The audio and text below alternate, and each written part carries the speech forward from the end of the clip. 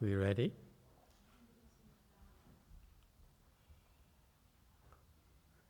Good morning, everyone. Chào quý vị. Today is our Medicine Master Buddha's Dharma Assembly. Ngày hôm nay chúng ta làm cái vía Phật Dược Sư. So thank you all for coming. Cảm quý vị tới tham dự. It's one of the quickly disappearing dharmas, Buddhist dharmas in the world. Đây là một trong những pháp mà đang biến mất từ từ. Typical the Dharma ending age. Cái thời mạt pháp nó như vậy. The bigger dharmas disappear. Những cái đại pháp nó biến mất. Because people don't understand them anymore. Tại vì chúng sanh không hiểu cái pháp này nữa. Why don't people understand it? Because they get no responses. Tại họ không được cảm ứng gì hết. The Buddhists are also very practical. They're not superstitious at all. Người Phật tử đúng thì ra họ rất là thực tế, không phải mê tín dị đoan đâu. If it works, we do it. If it doesn't work, why waste time? Nếu không có hiệu quả thì làm cái gì? Agree, disagree. So one quick announcement here. I heard that there's some special refuge ceremonies this afternoon because of this auspicious day. Nghe nói chiều nay có cái lễ quy đặc biệt. Right, Master Xianche? 4 o'clock. Okay. So very auspicious day for people to take refuge as well. Ai muốn tham dự quý vị ghi danh cho mấy thầy mấy cô biết. And also, let's see. I noticed on the wall there's a lot more Medicine Master plaques than yellow plaques with rebirth plaques. Ngày nay có vẻ là như mấy cái bài vị dược sư đến nhiều hơn bài vị vãng sanh. Why is that? Tại sao vậy? Usually in the past, it's usually rebirth, a lot more rebirth than Medicine Master. Trong quá khứ có nhiều cái vãng sanh hơn là dược sư. Maybe those old people died or something. Chắc mấy ông cụ chết rồi, right?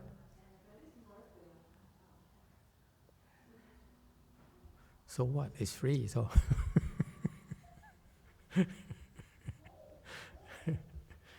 Yeah. So maybe it's a Medicine Buddha birthday. We don't know. But what I find interesting is that I was, for a while, I was in a Vietnamese temple, learning from Vietnamese masters. Thời gian đó thầy qua bên chùa Việt Nam học Pháp Việt Nam. I went to the Chinese and the Taiwanese, qua mấy chùa Đại Hàn, mấy chùa Tàu, học Pháp của họ, to learn from them. And I noticed that the Vietnamese don't even have Medicine Master Buddha's Dharma really at all. Để Việt Nam không có cái pháp dược sư. Okay. And very, very few Vietnamese temple practice this Medicine Master Buddha Dharma. Rất ít chùa Việt Nam mà có pháp dược sư. And the most Chinese temples have, except the Hinayana temples, ngoài trừ mấy chùa Tàu, ngoài trừ cái chùa Tiểu Thừa, thì họ không có pháp dược sư. Chứ còn mấy chùa Đại Thừa, all the Mahayana temples, Chinese temples have Medicine Master Dharma. Có nhiều pháp dược sư lắm. And actually it's real popular. Rất là thịnh hành. But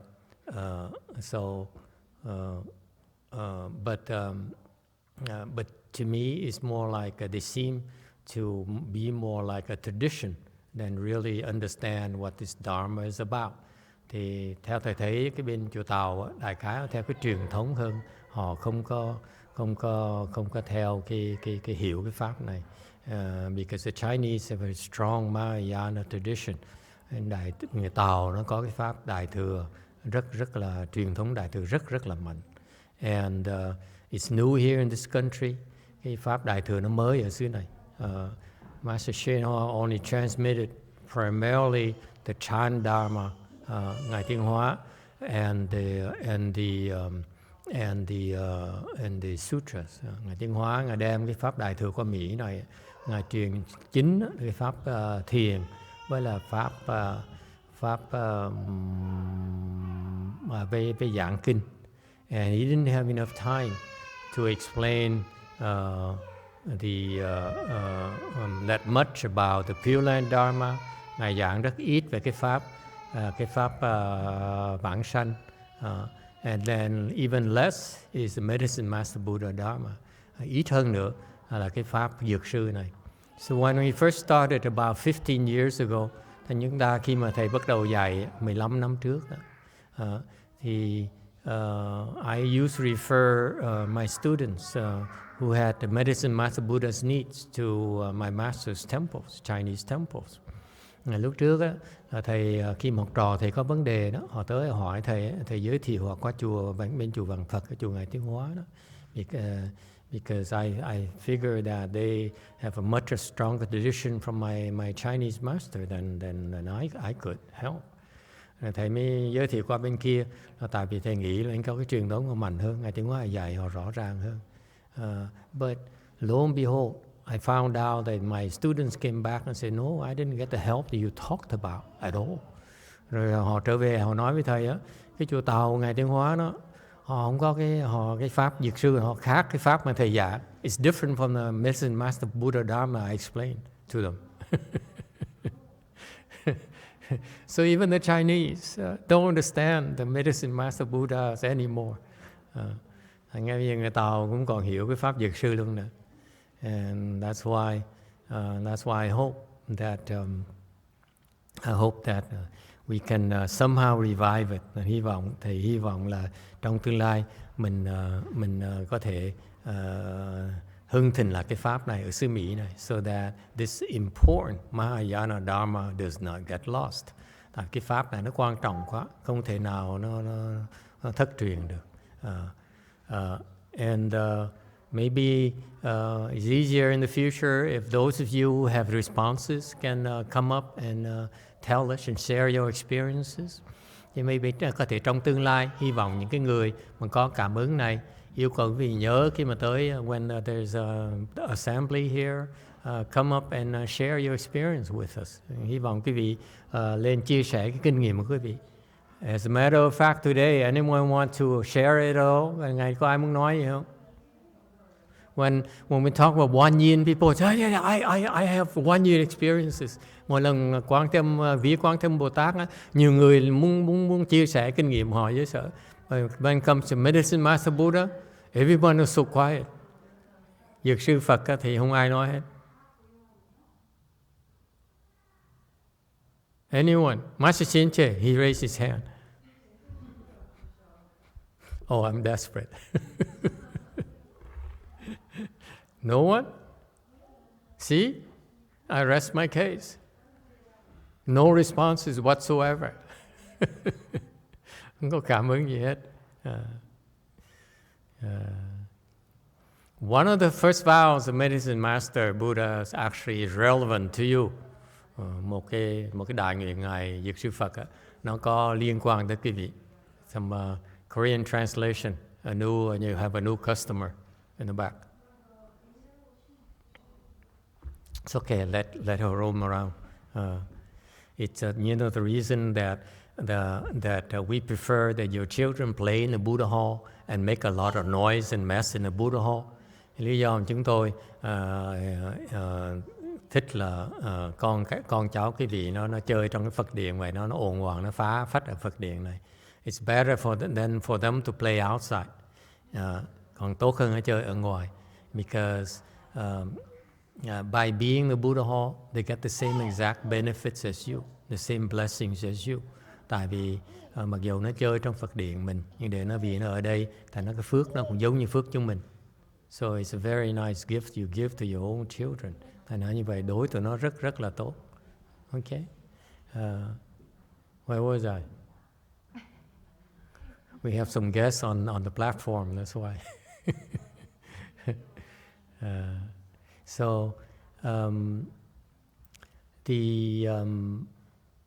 The first vow is that that's relevant to many of you, and I see it in here.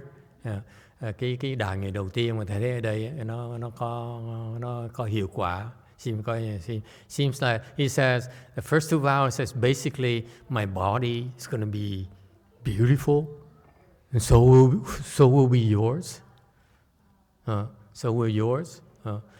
Nói là một hai đạo nguyện đầu tiên ngài Dược Sư Phật nói là khi mà tôi thành Phật rồi, cái thân tôi nó đẹp dễ sợ, nó phát quang. My body will be very adorned, 32 hallmarks and 80 the different hallmarks of a Buddha, of a great man, and it emits light that shines throughout the universe, phát quang, and so for us, since we're not a Buddha yet, that means that we also are very nice looking as well. Doesn't matter. Khi quý vị trước khi mình thành Phật á, thì có những cái 32 hảo tướng. Thì trước khi thành Phật thì mình cái nét mình rất là đẹp. You know that? People who have blessings, they look very nice. Mấy cái người có phước đó, có cái nét đẹp của họ. Not interested. Okay. Third vow. Nguyện thứ ba. Who remember what the third vow is? Có ai biết nguyện thứ ba ngài Dược Sư Phật là gì không? He says that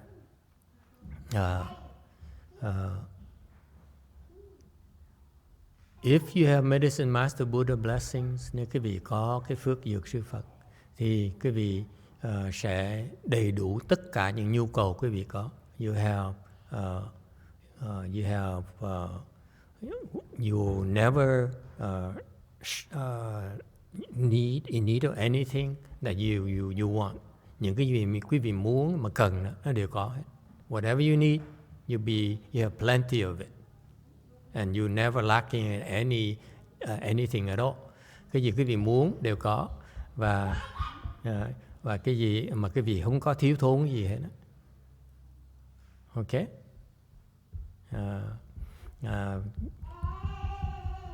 It's interesting that Medicine Master Buddha is so compassionate. He says that he sees that the suffering comes from lacking fulfillment of your needs and your desires.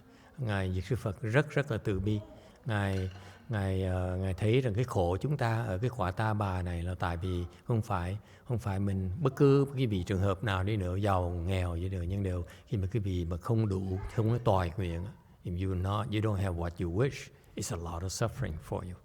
Okay, so rich people they fall short. My friends are very, very rich, and I see and I talk to them occasionally, and they complain all the time about their sufferings. Như bạn thầy giàu dễ sợ lắm. Mỗi lần nói chuyện đó, cứ than là khổ dễ sợ. Complain about his wife, about his children. Nói là than về vợ, than về con cái, you know. And of course, poor people are always suffering. Người nghèo cũng khổ, người giàu cũng khổ. Rich people are also suffering, and they never have enough. Nó không bao giờ đủ hết. Okay. This particular Dharma, cái pháp này, cái pháp mà tiêu tai diên thọ. It's quelling disasters and lengthening life. Okay, quelling disasters meaning that the disasters are the things that are very damaging to you, that causes a lot of problems for you, that come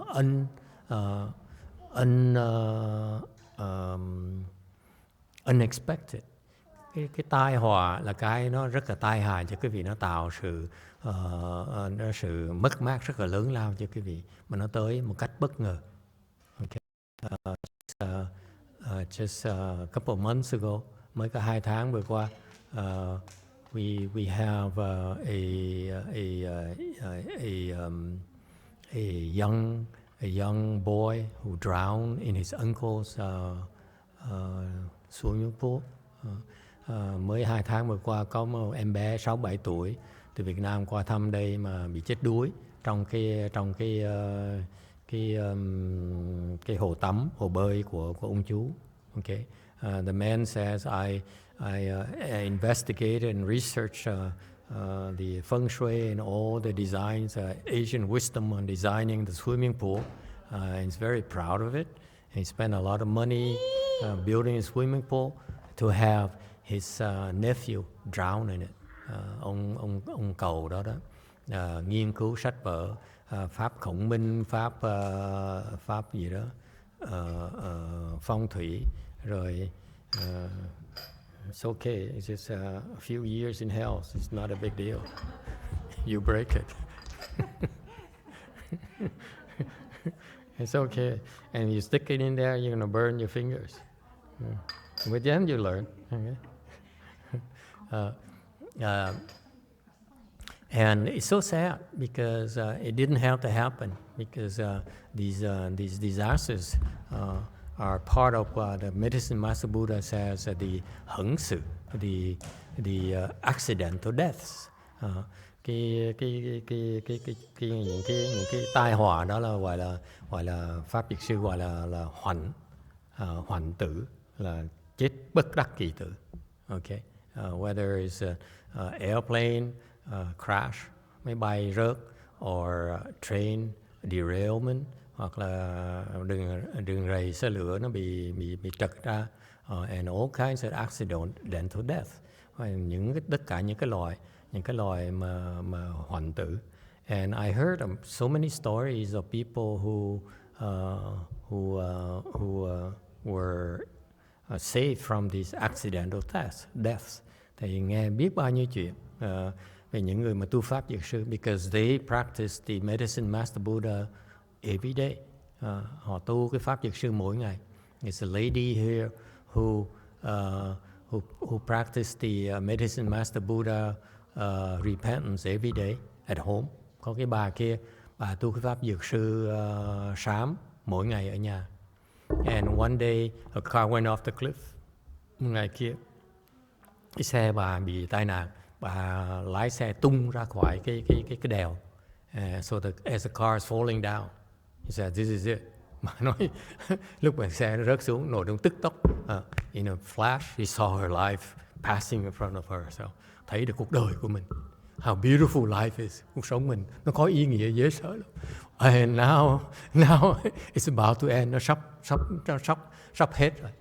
And then as the car was crashing into the ground, khi mà chiếc xe nó rớt, nó bắt đầu nó đụng vào cái đất á, and she saw herself, her body, okay, leaving the car.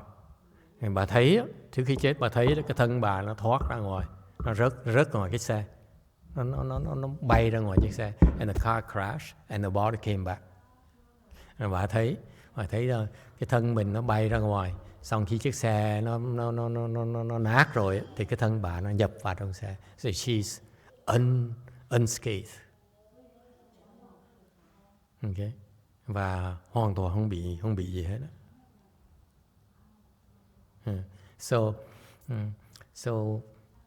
there are a lot of stories or responses like this. Nó có nhiều cái cảm ứng như vậy lắm.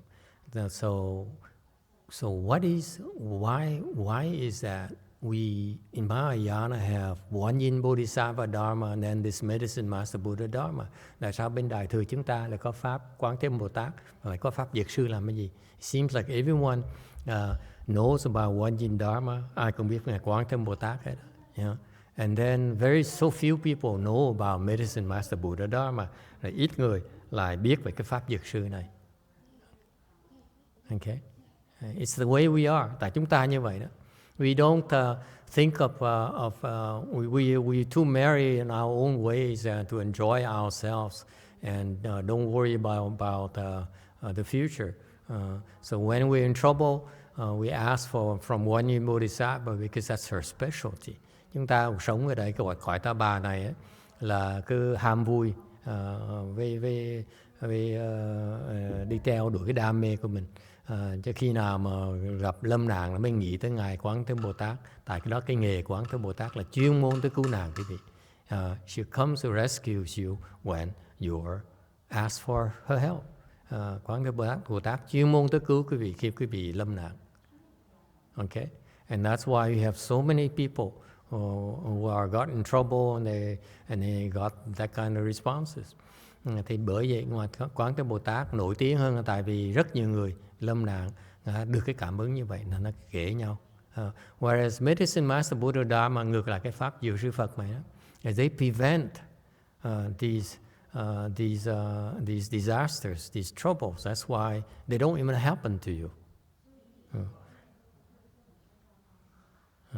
Ngược lại cái pháp Dược Sư là nó xóa tất cả cái pháp Dược Sư, phước Dược Sư, nó xóa tất cả những cái tai nạn đó, là nó không thể nào xảy ra quý vị. They don't even happen to you. You don't even know about them. Không biết luôn nữa. So that's why it's so successful. No one knows about it. Thành công đến độ không ai biết là cái pháp Dược Sư đã cần thiết đến độ đó. Okay. And notably, the one thing that Medicine Master does, very well known, is it lengthens your life. Cái pháp Dược Sư nó kéo dài cái mạng sống quý vị, because it excels at dealing with sicknesses. Tại nó chuyên môn chữa những cái bệnh. There's no disease in this world where it cannot cure. Không có cái bệnh nào mà trên thế gian mà nó không có chữa được hết đó. Okay. So lively now. We were circumambulating, she said, and now all of a sudden she perks up.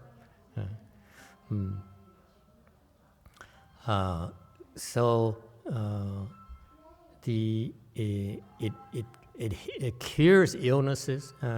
Cái pháp này nó chữa tất cả nhất là bệnh. So in our own experience at the temple, cái kinh nghiệm ở chùa mình là vậy. People don't come to us until the doctors and the nurses give up. Chỉ chúng ta là đại đa số người ta, khi mà bác sĩ mà dược sư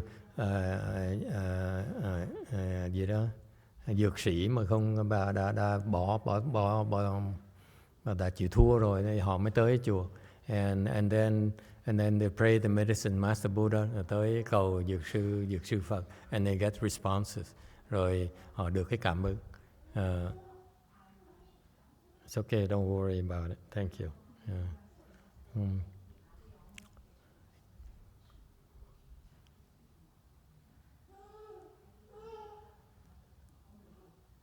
Okay.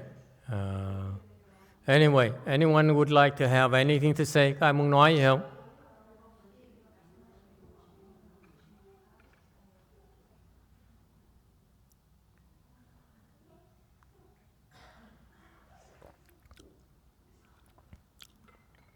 I hope that, yes, go ahead. Orange.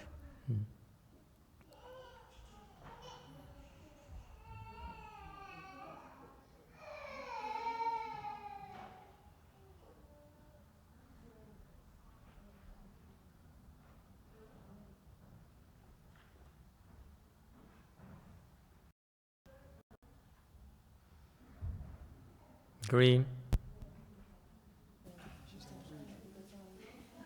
Okay, let's try black. See? No wonder no one knows about Medicine Master Buddha Dharma. The phones don't work anymore. I think it's working. Hello? Okay.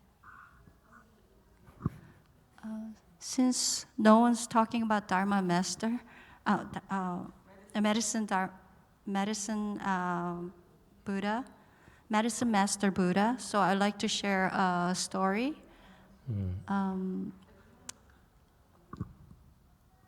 Muốn chia sẻ một câu chuyện của quý vị.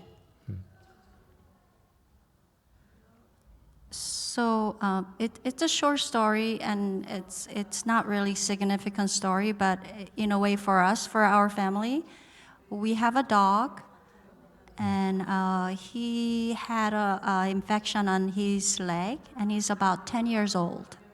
Có con chó 10 tuổi mà nó bị nhiễm, bị infection ở nơi cái chân á. So we took him to a vet, and the area was getting worse. So the vet prescribed an antibiotic. Anh đem tới bác sĩ chó, thì bác sĩ cho thuốc trụ sinh. So we gave him antibiotics, and then they shaved all area, and they disinfect the area also. And after about 2 weeks, it was a little bit getting better, but the whole problem came back within 3 weeks. Thì chữa 2 tuần sau nó bớt một tí, rồi 3 tuần sau nó lại tái phát. So I knew that this was more significant problem. So I took him back to the vet, and the vet suggested to have a surgery. Biết con vấn đề nặng, bệnh nặng, thành ra đem về bác sĩ chó, thì bác sĩ chó nói là về phải mổ. So I understand that he's not a young boy. He's kind of old age for a dog. 10 years, that's how many years of human years is that? 70. Oh, that's old. Oh my God. No, not that old, but old enough that surgery is not a best way to really resolve the problem. So I asked them if they could prevent to have a surgery, and then the vet says they don't think there's any other way to really resolve the problem. Hỏi thì phải cần nhất định phải mổ. So I told her that let's not make a decision. Give me about a month. I'll be back. Này, để cho tôi suy nghĩ 1 tháng, tôi trở lại. And then she prescribed some similar antibiotics again. Cho thuốc trụ sinh tiếp. And then I came home and I recited medicine master's mantra at least an hour every day and rubbed the area that there was a problem. With your own hands? Yes.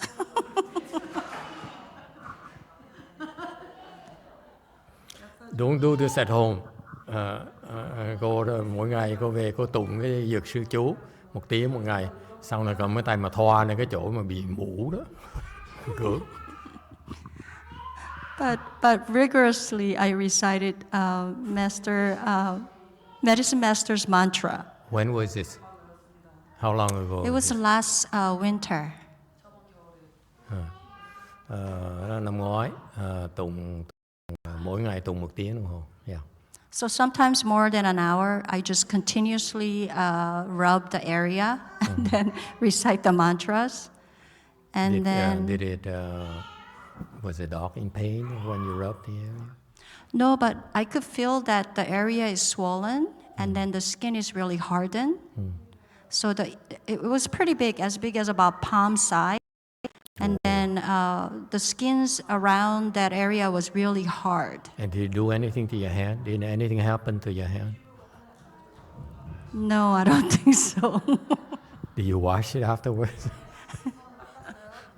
Just the details are very important to me. People are going to ask me and I repeat the same story.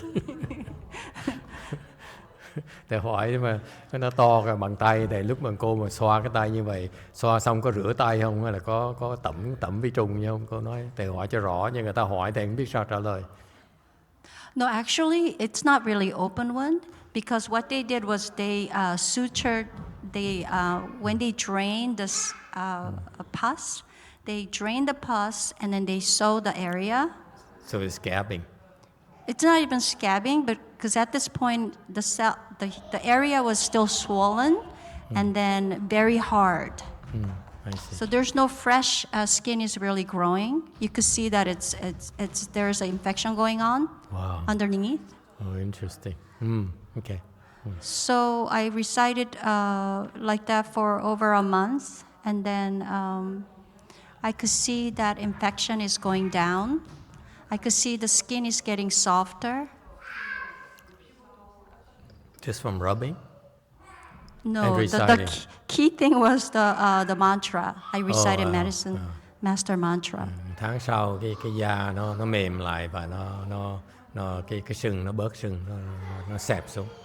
And then problem went away, and then we never had to go back to the vet. After 1 month reciting the mantra, Yes. 1 tháng tụng dược sư thần chú mà cái con chó bệnh nó biến mất. Okay. Wow, impressive. So the moral of the story is that if it works for her dog, it should work for us as well.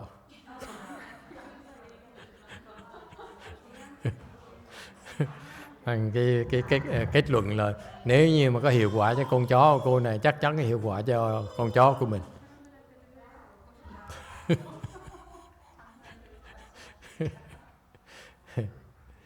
Okay, very nice. So it's not just the reason I asked when, because it matters how you recite and who you recite. That's why. If you were to recite it now, you should be able to have quicker results, okay, than last year. Thầy nói là tụng cái thần chú này là phải coi theo ai tụng với là nó có cái hiệu quả nó khác nhau. Thầy nói cô này bây giờ trình độ cô lên rồi, thành ra nếu mà năm nay mà cô tụng thì bây giờ năm nay tụng thì chắc chắn kết quả nó tới lẹ hơn và nó tốt hơn nữa. Okay. Anyway, that's all I have for you today. Let's take a 10-minute break and come back and do the lunch offering. Mình ngừng lại ở đây, nghỉ 10 phút, xong trở lại cúng ngọ.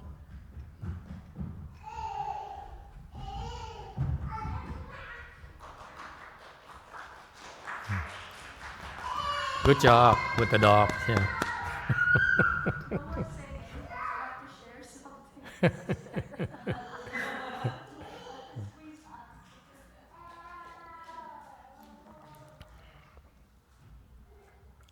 It seems to work with dogs, actually. I have another disciple who decided for the dog as well. And then it worked, and then he kept on reciting. It's an old dog, and eventually the dog died. Couldn't stop in the end.